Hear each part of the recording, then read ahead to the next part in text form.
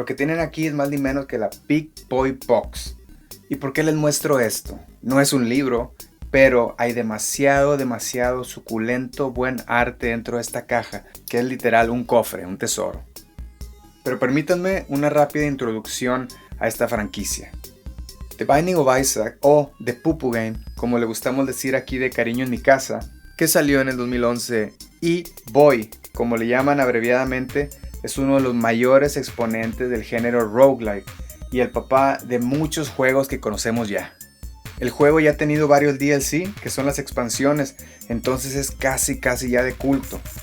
Después del éxito del videojuego, Edmund, que es el inventor y artista, decidió convertirlo en un juego de mesa y lo llamaron Four Souls, ya teniendo la mayor parte de los ingredientes necesarios, que es el arte, el branding, el concepto.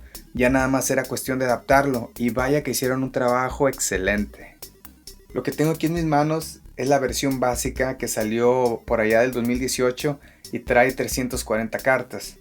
Y en el 2021 anunciaron una doble sorpresa al mismo tiempo, la expansión del juego Repentance y a la par la expansión del juego de mesa que llamaron Requiem, con todos los nuevos personajes y muchísimos elementos del nuevo juego.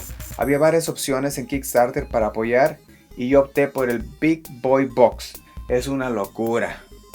Esta expansión, la Requiem, se lanzó con el objetivo de recaudar $100,000, los cuales recaudó, adivinen en cuánto tiempo. 3 minutos. Y en una hora llegaron al $1,000,000, imagínense. Al final, Four Souls Requiem recaudó $6.7 millones, llegando al puesto 17 como los proyectos más exitosos en la historia de Kickstarter. ¿Qué hubole? Como verán, me llegó con 3 estatuas. La grande es el ángel Isaac. Miren esta chulada de estatua. 17 centímetros desde la base hasta el halo incluidos.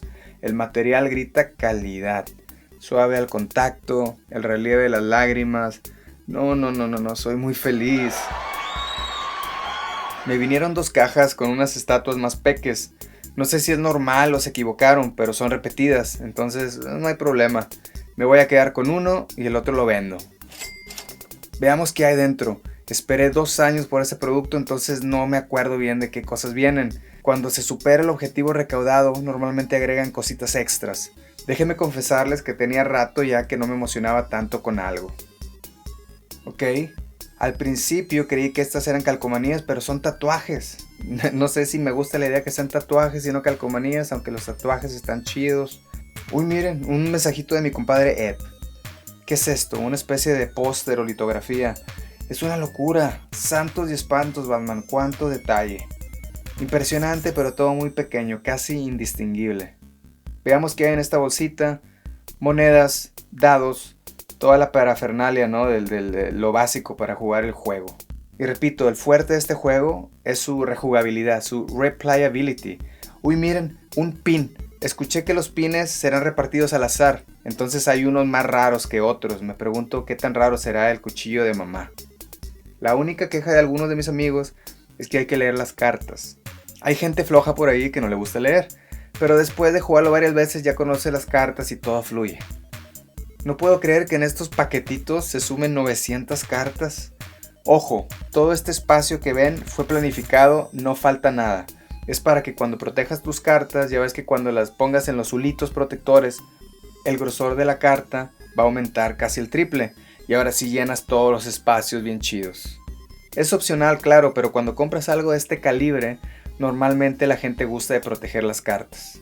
Hablando de cartas, miren el arte. Cuánta variedad y cuántos estilos diferentes. Hasta sacaron cartas con arte alternativo, que es una práctica que se utiliza mucho en los cómics. Me fascina la variedad de arte que veo aquí. Aquí tenemos unos ejemplos, miren a Guppy, el famoso gatito de Isaac. Daddy Longlegs, el de en medio es una foto.